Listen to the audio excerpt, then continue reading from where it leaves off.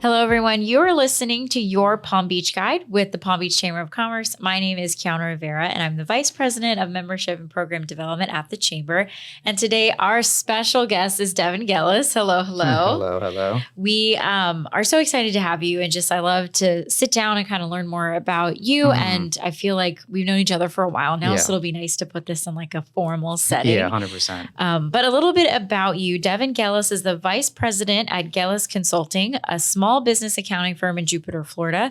He was born in New York, but grew up in Jupiter and is now living in Palm Beach Gardens. He also went to University of Central Florida, majoring in business and economics, and his favorite hobby is traveling the world. So Devin, thank you for being here. Thank you for having me. So I want to jump in and start. You were born in New York. Yes. But you grew up in Jupiter. So walk me through, how long did you live in New York for? I lived there till I was 8 years old. And then typical, my dad retired and moved to South Florida kind of thing. And it was really interesting because to live in Jupiter when Jupiter wasn't a thing. Yeah. And you could actually drive in places on Jupiter. It was the best. But that was about 8 years old, and I've lived in Jupiter since. And where'd you go to high school? Jupiter High School. Oh my gosh, I went to Jupiter Christian. Oh, nice. How have we not talked about this before? Right That's before. terrible. I went to Jerry Thomas as well, right next to Jupiter Christian. Oh, did you really? Yeah. Oh my goodness, that's amazing. Well, and then so you moved down here, and then you stayed in Florida because you went to college at UCF. And what made you pick UCF? My brother went there too, and I just really would rather be in a city. Like, it was cool for like football season to be in Gainesville and Tallahassee. Oh, that's so But fun. there's not much to do outside of football season, in my opinion. Yeah. And I liked Orlando because it was a city. It was a major city. Yeah. It had a lot to do. UCF was on the rise. I think at that point, it was the most populated school in the United States. Yeah. I'm not sure about now, but back then it was. What about when it comes to when you went to college and you were studying, what was it, business or accounting? Business and economics. Yeah. Did you do that because your family's been in the business for a while, or? To be honest, it just seemed like business was the best move of all the majors because I enjoyed like the prereq classes you had to take. So I kind of geared towards that. And luckily I was able to be part of an amazing major they have at UCF called integrated business. Because what's that like? It was a lot different than the traditional business administration because what happened was, to my knowledge, was that the Orlando employers were coming back to UCF saying, hey, we have people that can do work, but they don't know how to work in teams. They don't know how to do public speaking. They don't know how to communicate very well and work together. Right. So this major was just based on soft skills that you have to have in a business setting, like public speaking and being able to talk to people, like you're saying. Yeah, that totally makes sense. And I love too that they were very focused on that because you mentioned that the employers were coming to you like, look, we're ready to hire. We have jobs that are available, but the people can't talk to each other or work in teams, like you said. So they really trained you on those soft skills. Yeah, exactly. Okay. Like, in high school, how you have a group project and never really goes that well. You guys can't actually work together. Right. So the first couple classes, it was tough, but by the end of it, and like the final semester, you guys were working almost like a small like business together, like efficiency and everything. Oh, great. So you could really see the difference with it. Wow, that's incredible to see. And the fact that you got to do it with other students as well. So after you graduated from UCF, you came back here. Yeah. And is that when you started in your business? And, what did that look like? Well, I initially was going to work with my brother who owns a cigar company, Warp Cigars. Nice. Yeah. Tell me about this. He, I think, is one of the biggest retailers in the United States. I'm not sure. Yeah. But yeah, that was going to be it. And I was going to work with him and trying to build a family business. I believe in working with family. Yeah. People say don't, but I think there's a lot of benefits. The benefits outweigh the risks. Well, and too, so your brother's business isn't based in Florida? It is based in Florida as well. Okay, great. And then so you were like, okay, I'm going to go into the cigar business. And then what made you pivot? I just didn't really like cigars that much, to be honest. Well, you have to have like a really specific passion for it, I think. I mean, I love the smell of cigars, but you're right. I don't know if it's like if he made the cigars or if it was just in the cigar shop or, he worked with multiple cigar companies. I don't even know the business behind it, but I'm sure you had to like really love cigars. Yeah, exactly. And so what happened was I just saw the opportunity, and I always liked accounting. And so it kind of made sense to me. So I just kind of geared towards that and started working towards that. And then it just kind of fell into place. And then, so did you go to school to be a CPA after that, or? No, I'm not a CPA right now, but I would like to be maybe in the future, but at this moment, no. Okay. Okay, awesome. And then, so what kind of got you into the chamber and Palm Beach Young Professionals and then even just like regular chamber?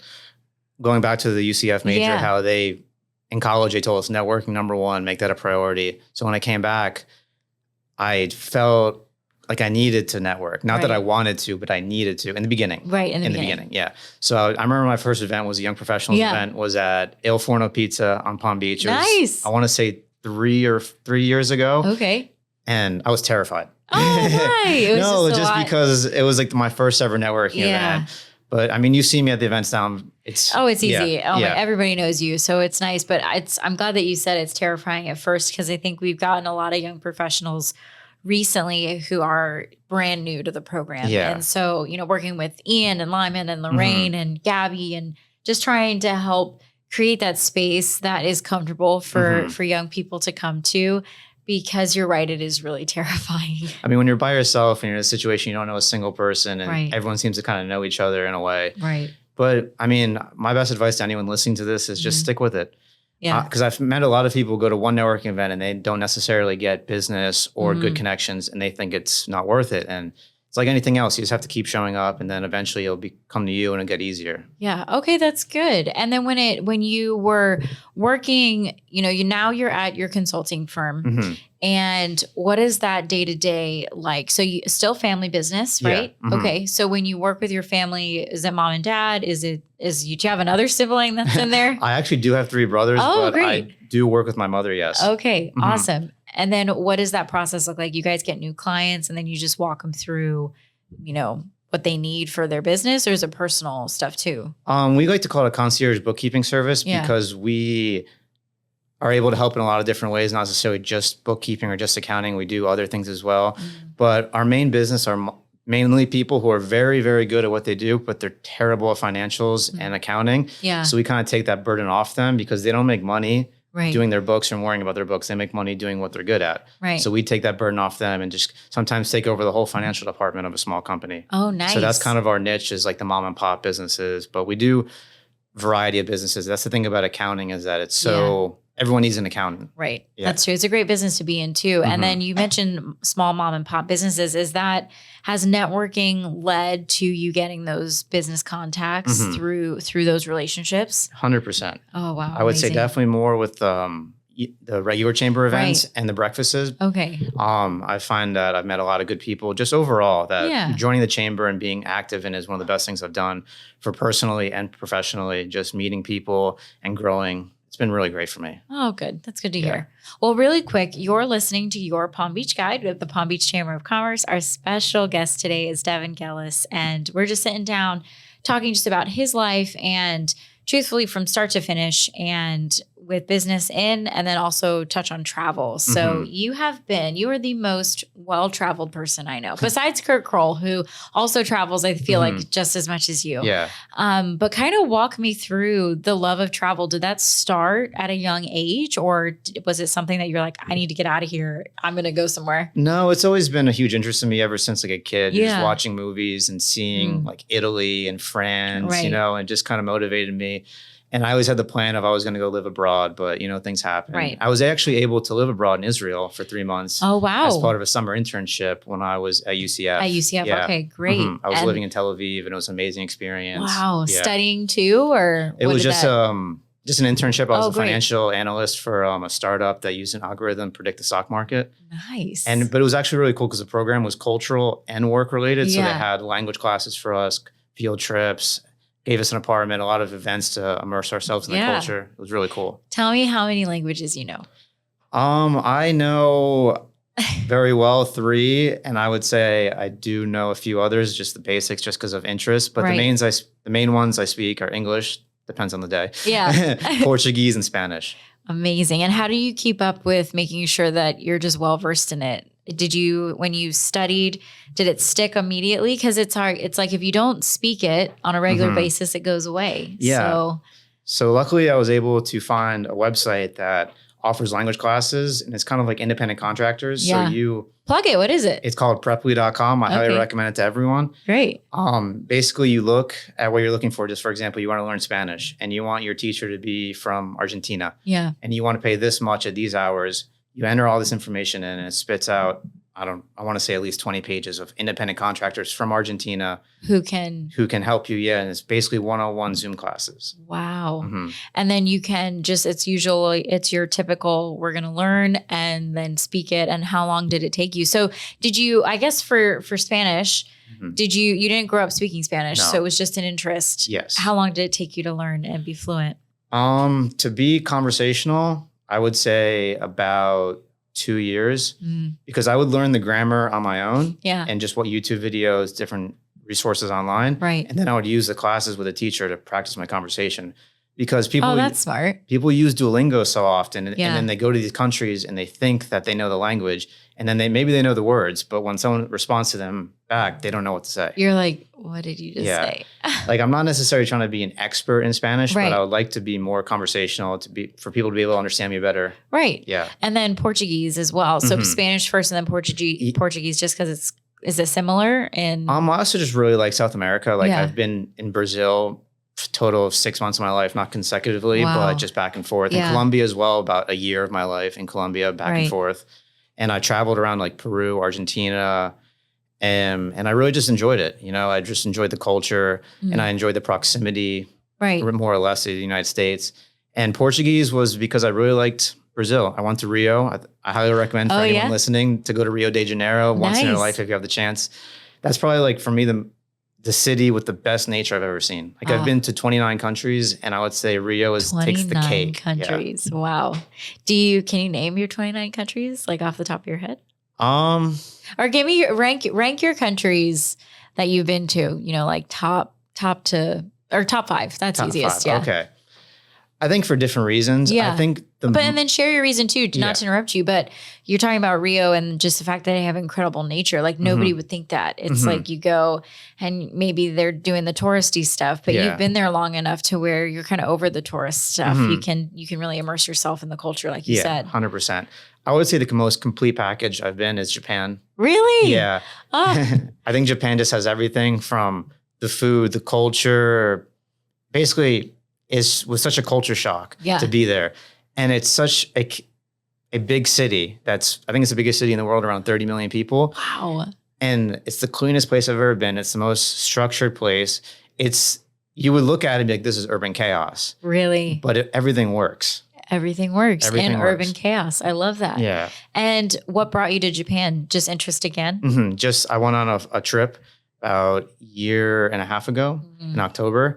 And it was just with this company called EF Ultimate Break, which I've done a few trips with, which for me is perfect. Yeah. Because it's a travel company made for people 18 to 35. Okay. Do you go with like a group? Yeah, exactly. So nice. like I would like to travel with my friends, but a lot of my friends don't like to travel, but I'm not going to let that stop me from traveling. Exactly. So it's nice because you can sign up by yourself and then you go on a trip with 30 other more or less like-minded people. And they're all around your age. Yeah, exactly. So can you say it again, the website and everything? It's called efultimatebreak.com. They have trips all around the world, whatever you're looking for, Europe, Asia, South Africa, South America. I highly recommend it to anyone.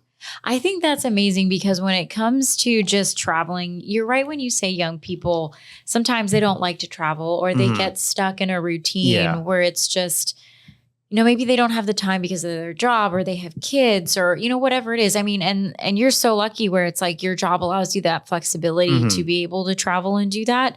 But it's like some people get that 2 weeks and it's just 2 weeks and they got to pick. Am I going to spend the 2 weeks at the holidays with my family or am I going to go, you know, somewhere amazing like Japan? So Japan is first. And how was the food? You said it was the cleanest city. The cleanest city. And there's no crime. It's actually quite it's going to sound really weird. The most interesting thing I found is that parents let their 5-year-old children go to school on their own on the metro, and nothing ever happens. Maybe for the most part, nothing ever happens. I can't. But it's just everything. You can leave stuff out and no one's going to steal anything. Everyone's very respectful there. Amazing. Like I said, it must be the culture, obviously, just because I feel like, you know, I've heard so many people who are saying, go to Japan. It's like, you know how a couple years ago, every summer or people during a summer were like, go to Portugal. So now I feel like this year I've heard a lot of Japan, a lot of, you know, like the Caribbean and stuff. So Japan is number one. And then just tell me really quick about the food. Did you just love the food? I absolutely love the food. And it's actually really nice too. I don't know if it's just how it is there. But a lot of times when you go to a restaurant, you don't speak to anyone. You just go to a vending, like it's like a vending looking machine, and there's photos of what you want, and then you just hit the button, put your money in, and you just give a ticket, and you give it to the person behind the counter, and they just bring your food out to you, and there's no word spoken because the level of English in Japan is very low. Okay. And obviously my Japanese is not. Are you working on it? I would like to, but it's not on my priority list right now. Yeah. Okay. So second country. Definitely Rio and Brazil. Yes. Yeah. Okay. That was just going back to the most wow factor. If you've ever seen photos of Rio, you have the Chrysler Redeemer overlooking the city with these beautiful mountains that is inside a rainforest that are on the beach. And it's just Rio specifically. Brazil is a very big country, but Rio is my favorite. And Rio just has this energy to it that can't be matched. That it's just amazing. It's amazing. I bet too, because you're fluent in Spanish, you can at least go and you kind of feel like you're a part of it, you know, whereas sometimes you might go to, you know, like you said, you go to a country that doesn't speak a lot of English or even you don't know the language and it's like, you don't know what to do. You smile a lot and they're like, oh, they're American for sure. Yeah. That's what I find really nice too, is like speaking Portuguese in Brazil. Yeah. It opens a lot more doors to make friends, to actually have real connections. Because for me, traveling, taking photos is cool. I take photos, of course. Yeah. But for me, traveling is getting to know people, seeing how people live their lives, seeing the day-to-day life of a normal person who lives in Rio. Right. Not just take photos of different places and then just leave in 4 days. And then be like, okay, I'm done. Yeah. Like, and then say like, I know Rio. Yeah. Do you still have relationships there with the people you've made friends with, even in Japan or something like that? Or about the travel people that you travel with? Yeah, 100%. I've actually made a lot of lifetime friends staying in hostels. I know hostels get a really bad rap. Okay, let's hear them. Let's hear them. Tell me. Yeah, because I everyone's seen or known of that movie, and everyone has this PTSD from it. Yeah, exactly. It's terrifying. I kid you not. Just side story. So when I was at Jupiter Christian, we always took a week to go on a missions trip and you could pick where you went. So we had a partnership with the Dominican Republic at the time. And of course I'm Spanish and I should know Spanish, but I don't speak Spanish. I know blah, blah, blah. And I think I was in 8th grade. It was like my first real trip anywhere. And my parents were together and I will never, ever forget this moment. The night before I left, I packed my bags. We were all ready to go. My dad made me watch the movie Taken. For the first time. Literally the first time. I'm in 8th grade. I'm about to leave at like 5 o'clock in the morning to go to the Dominican Republic for this missions trip with my school. And I was terrified. I literally did not leave like the teacher's side the entire time I was there. I mean, afterwards, like all my friends were like, Kiana, relax, like it's fine. But one, bad parenting move on that one. Yeah. But I mean, you're right though. People are like, oh my gosh, I don't know how to act or what to do. So it's an interesting, like the lasting effect one movie could have on your whole life. Like, have you ever seen that movie Final Destination with the wooden log that falls off and everyone won't go behind a wooden log anymore? I know, you're like, the most irrational fear. You're so right. So real quick, as we finish up, just the last couple minutes. So Japan, Rio, 3 more. Definitely Medellin, Colombia, because I spent a lot of time there. Right. And I just have made so many friends there. I made so many good connections. It's where my motivation to learn Spanish came from. For me, I just love the country. Like, I would like to live there long-term one day. Yeah. Part of my heart's there. It's just, I would love to be there right now if I could. Really? Things need to get done. Yeah, you're like, I wish I could just go right now. Yeah. So I was able to make so many good friends there. People there are so friendly.